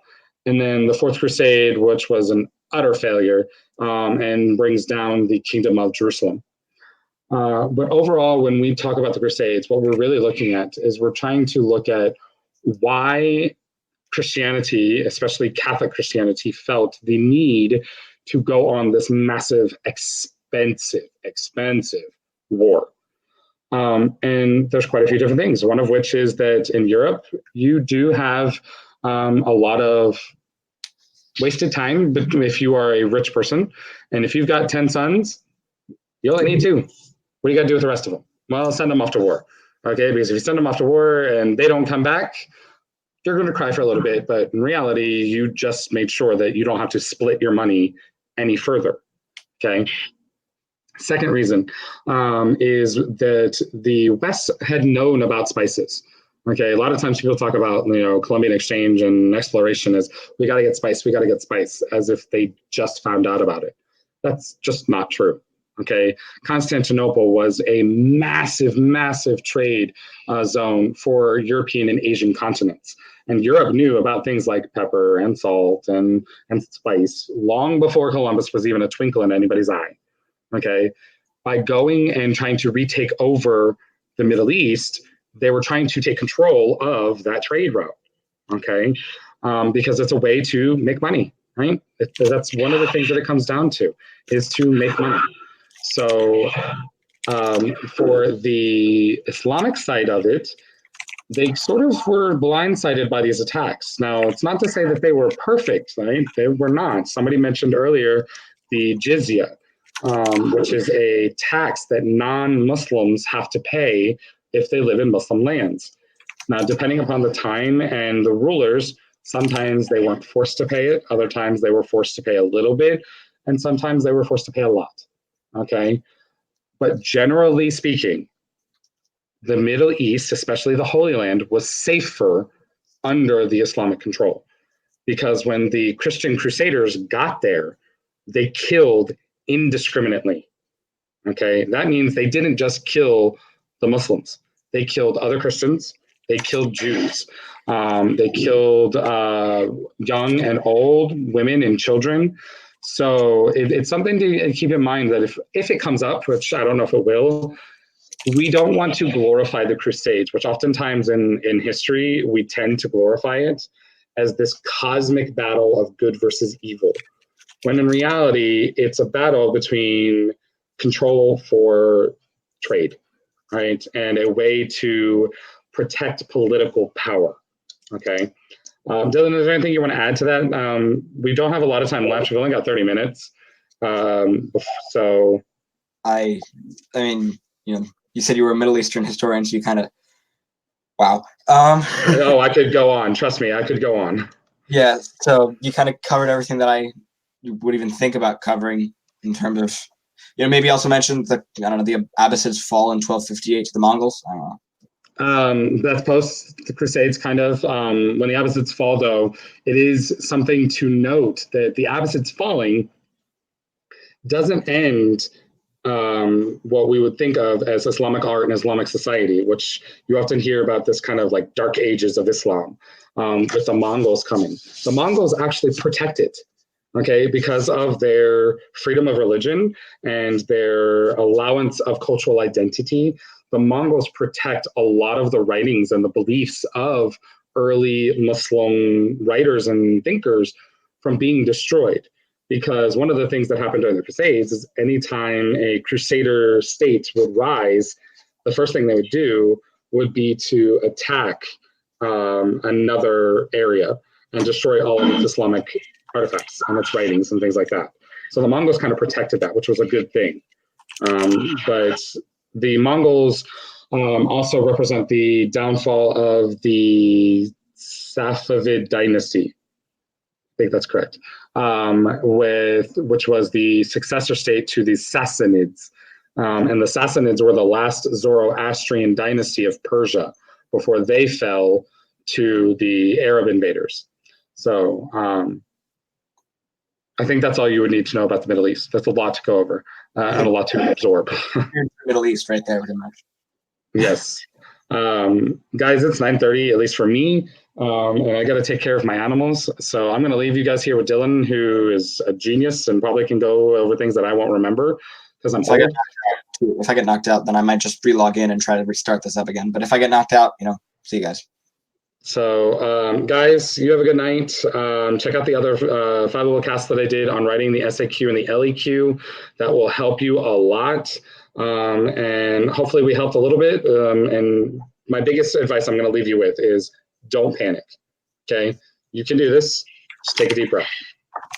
Bye, guys. Yeah.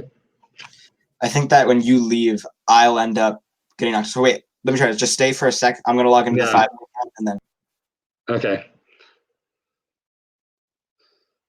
Give it a sec, guys. We're going to play some musical in control here.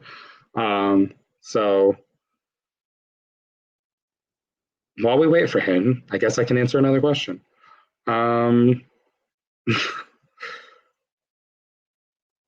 I will not be at the read today or this year, Jason. I am moving to New Zealand, so I will not be grading.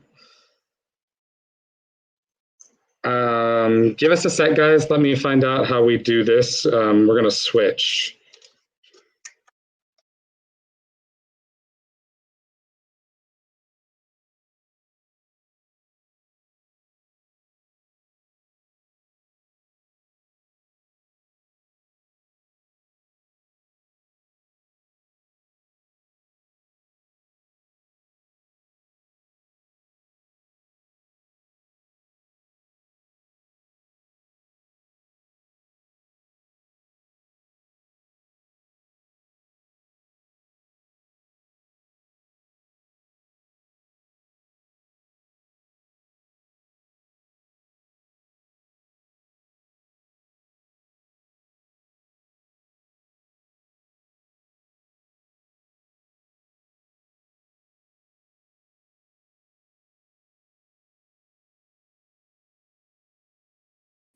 There we go. I'm in. I did it. Woo! We're in. Okay. So let me know if you guys can hear me, see me. You know, just drop that in the chat. Just want to make sure. You know.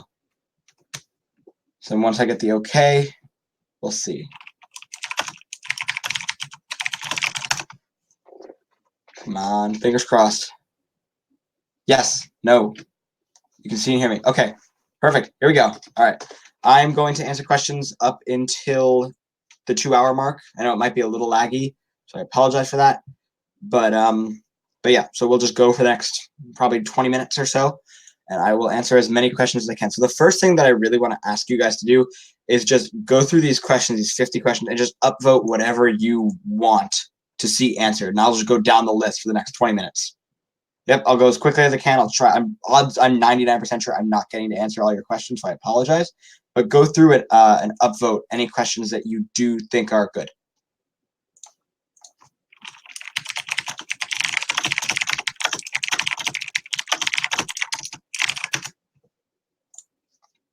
Here we go. Okay, here we go.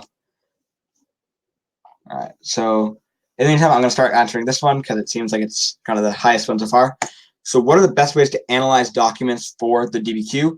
I always use Chippo, which is kind of the same thing as HIP and Hippo and HAP and all those different things. I always do that quickly so that I can effectively analyze the documents.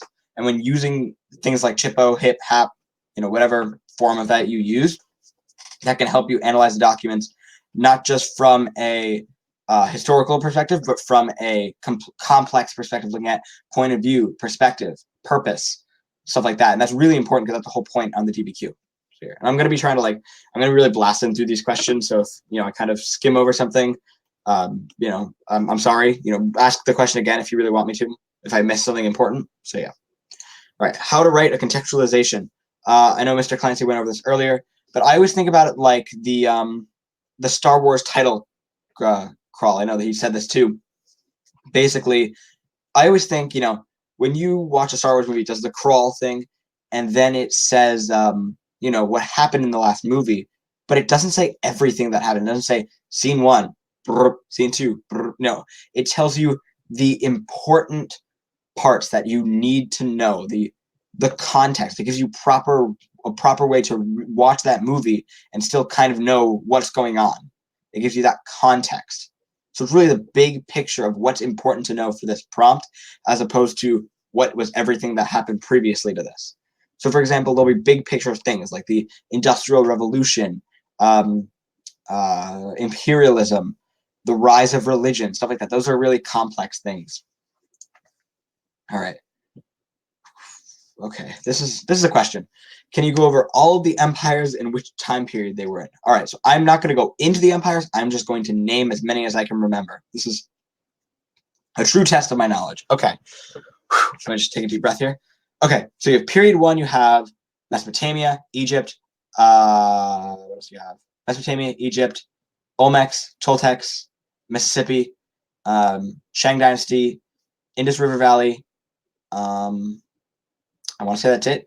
Period 2, you have Rome, China, Greece, Persia, Egypt continued for a little while, Maurya Gupta, Maya.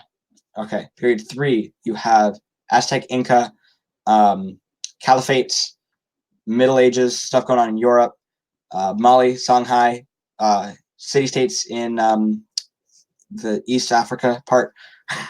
You see the Delhi Sultanate, you see the Sui Tang Song dynasties, you see the Kievan Rus.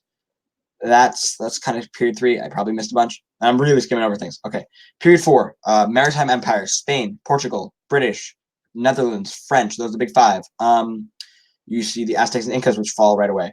Yeah, that's kind of it. Those 5 major empires. Period 5, you see British Empire, French Empire, those European empires that are going to imperialize. And then you have and then by period 6, you kind of just have the whole world, right? You don't really have empires anymore. You have economic imperialism going on, and so you have those, just the world, those 200 so on countries that we have going on. Oh my god! And that's every civilization that ever happened ever. Next meme. Okay. Whew. Okay, I'm gonna try to see stuff that we haven't gone over. All the trade routes from period 3 to 5. Oh boy. Okay. Whew. We've got, so period 3, we have the Silk Roads. We have the Indian Ocean trade routes, and we have the Sub-Saharan trade routes, which really kind of run everything. They have the, you have the Silk Roads that expand, especially during the Pax Mongolica. You have Southernization with the Indian Ocean. You have gold, salt, and slaves, and you see the camel and the saddle really influence those. And for these types of questions, I'm really going to go like, I'm not going to really, explain all that much. So period 4, we have the triangular trade. We have the Indian Ocean routes. We have that route around Africa, kind of. And then we have those Silk Road trades and stuff, kind of continue. Oh, crap, we do have Mediterranean. Well, Mediterranean kind of falls apart in period 3. But you do have the Hanseatic trades in period 3, so I'll give you that. Okay. Period 4, so now period 5, trade routes are kind of gone, and now it's just kind of trade all over the place. There isn't really like a specific trade route. It's just kind of trade. And by period 6, it's completely globalized. So, yeah. Can I go briefly through the history of India? I will try. India is definitely not my strong suit. If anyone here is better at Indian history, let me know. But, okay, so I'll start with the Indus River Valley. The Indus River Valley, they are known for, they have plumbing, they have basic math, I think, and they kind of not known much about it because they kind of fall, and we still today, this day, don't know why. Then we see period 2, we have the Mauryan and Gupta empires. Maurya, you really want to know about Ashoka, his conversion to Buddhism, and his rock and pillar edicts. And then the Gupta, you want to know math and the golden age of India. So right, you need to know the golden age of India. Math, science, art really flourishes. Trade kind of flourishes. We see period 3. You don't really need to know about India, but you have the Delhi Sultanate. One thing, maybe they don't get taken over by the Mongols. Kind of interesting. Period 4, we have the Mughal Empire and the British East India Company. So the Mughals, I really don't know much about. I'm really sorry. That's probably my weakest thing. However, you see the British East India Company begin to start growing in this area and start to get more influence. And then by period 5, we have full-blown British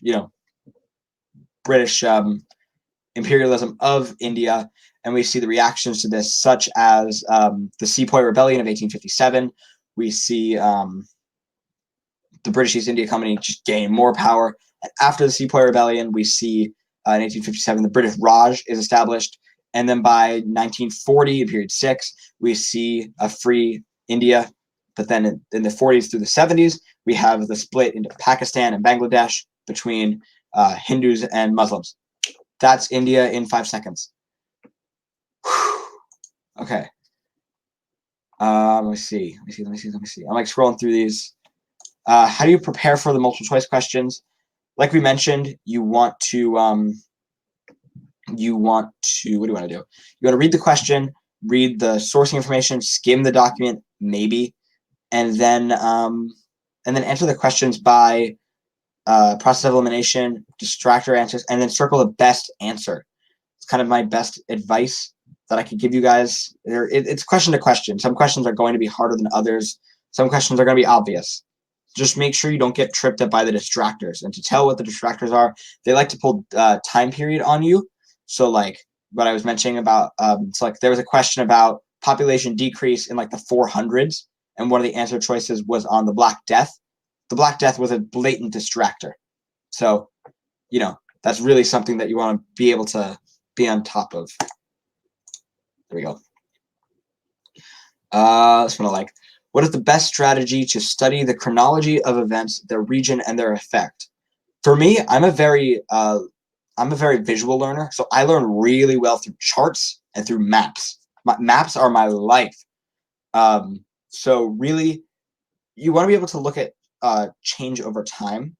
And so when you look at chronology, you don't necessarily need to know dates, just order of events, and be able to kind of place them in a cause and effect relationship. So really knowing where things happen is somewhat easier because it kind of fits with what happens. Chronology, just know the order that things happen and the context that they happen in. You don't need to know every date that ever happened. Oh my God. Okay. Another amazing one. Can you give a brief overview of all the political leaders and their decline? Okay. I don't know why I clicked on this question. I'm gonna please give me the mic to answer this question. Okay. First political leader I can think of is Hammurabi. We see Hammurabi. I'm gonna go through this at lightning speed, by the way. So I'm not gonna explain things in super detail. We see Hammurabi. He rises. He does his code. I'm not sure about his fall. We see. Trying to think. Period 1, that's kind of all you need to know for leaders. You see Qin Shi Huangdi. In period 2, you have him rise. Legalism, that happens. He falls like 30 years later. In Rome, we see Caesar, dictator, stabbed like 150 times. Augustus forms the empire, forms the Roman Empire. Then I forget who the last emperor was, but then the Roman Empire falls. Ashoka, I talked about him. Who else we have? We have the Han empresses and emperors with the Confucian bureaucracy. All right, period 3. We see Muhammad, who could be considered the founder of an empire, in my opinion, and also Ali. They form the Islamic empires. They form, the Umayyads to the Abbasids, and then.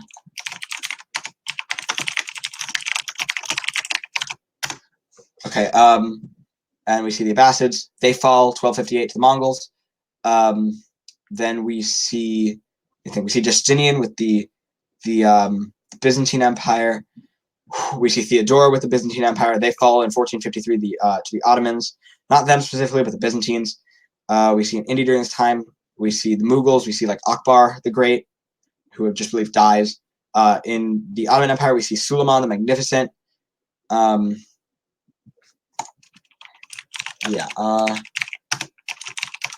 Okay, so then we see, trying to think, China.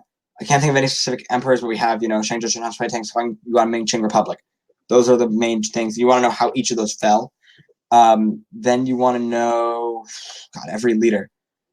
I can't do every leader. I'm really trying here. I'm sorry. You see Genghis Khan in period 3. I forgot about him. He rises and then his empire falls due to over expansion. Period 5, we see all these empires. Specifically, we see Cecil Rhodes is a specific person. I'm sorry, I'm gonna tap out. I'm sorry, I can't answer this question. I'm like, there's so many people to know, so many leaders. I can't give of all the leaders. I really apologize. Their decline, I'm really not sure about. Really know the the empires, not necessarily the emperors. Unless the emperor was mega influential, you don't maybe need to know him very well. Forgot Charlemagne in period 3. Oh my God, that was a question and a half. If we compliment the reader before starting the essay, do you think that'll help us? Go for it. I don't know. You won't lose points. Yeah, write them a little note. I signed my essay. I can even prove this to you. I signed my LEQ John Green. So here, I will show you, just to give him a laugh. You're not going to be able to read it, but I signed my essay, Best Wishes, John Green, crossed it out, stupid meme. So yeah, go for it. It couldn't hurt. Maybe just put as a little PS at the end. Why not? It's kind of funny. Okay. If a question asks you about something in the 1900s, can you use it with something like the Boxer Rebellion, even though it started in 1899 and ended in 1901? They are not going to hit you on stuff like that. Remember, the readers want to give you points. So when they see something like 1901, they're not going to be like, oh, this guy talked about 1901, not valid evidence. No, they're not going to do that to you. They're going to see, oh, he used the Boxer Rebellion. That's valid evidence for this prompt. Yeah, you're fine. Yeah. God, people are calling me the next John Green. I am not. Okay. Tips to reduce nervousness. I can definitely relate to this one. With nervousness, it's really important to realize that this score, I'm about to get all like sentimental with you guys. This score does not define you. I know you guys really care about this exam and you guys want to do well, and that's incredible. That's awesome. You guys are all awesome for taking this exam. However, whether you get a 2 or a 5 doesn't make a difference as you as a person. It doesn't make a difference as you as a historian, as a, it doesn't make a difference. Wait a sec.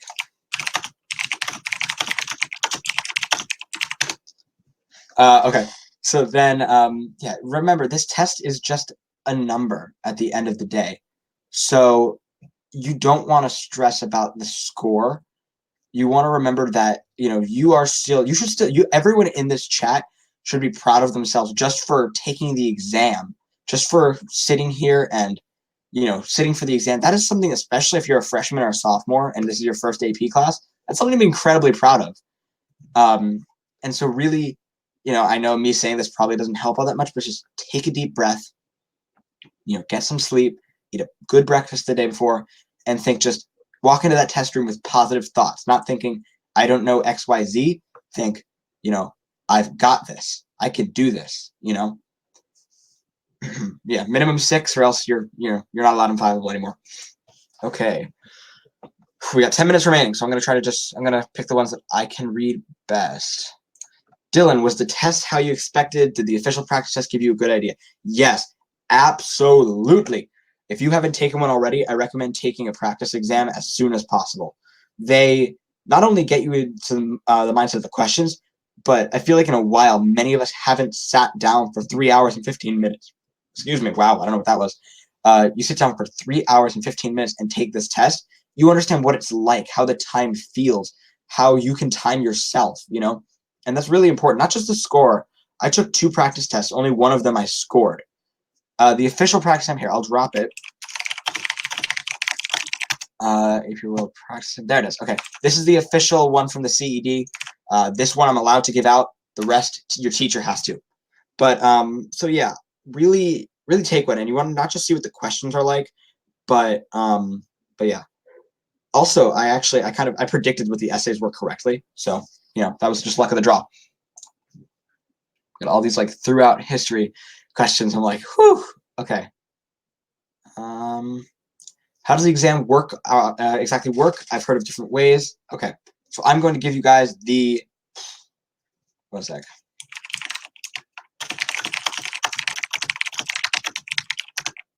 There we go. So the exam is formatted like this. You have the multiple choice questions, 55 and 55. Then your proctor will take the materials, and you won't be able to.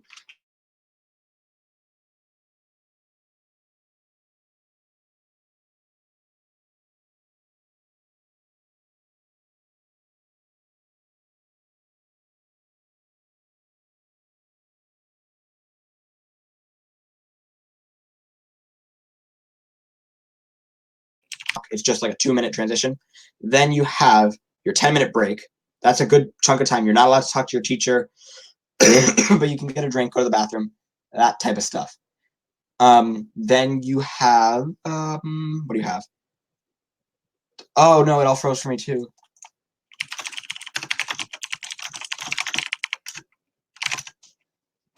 Oh, no. Aw. Rip. Okay, we're good now. Oh, no. Oh, no. Okay, I'll start over. 55 minutes multiple choice, 40 minutes, 3 short answer questions. You get to choose between questions 3 and 4. Question, what's it called? Then you get the LEQ and the DBQ at the same time. You get 100 minutes to do them. That's the whole exam. Perfect. Oh my God. Okay. trying to like scroll through these and just see. Pass rate percentage.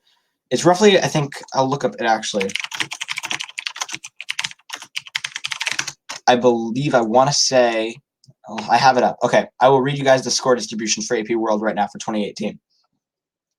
8.9% got a 5, 19.9% got a 4, 27.4% got a 3, 28.5% got a 2, and 15.4% got a 1. So it is a solid, yeah. No, wait. No. No bullets. You cannot, I saw this in the chat, I feel like I had to say it. You can't use bullets. You have to write in full sentences. If you write in bullets and incomplete sentences, you will not earn the points regardless of the content. So I'm just gonna like call that out now. Don't write in bullets. I'm like, I don't mean to be aggressive, but like I saw it and I kind of like screeched into action because you can't do that. Okay. Okay. So we have 5 minutes left.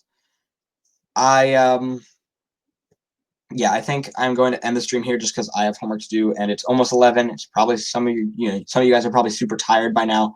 So I'm going to call it here. Good night. Have a good one. Good luck on your exam. If I don't see you before then, here, I'll drop my social media in the chat. Sorry, I didn't get to all your questions. I really tried. I'm sorry. There you go. So yeah, feel free to add me on Snap. So yeah. Whew. Yeah. So I might stay in the chat for a little while, but I won't be talking. So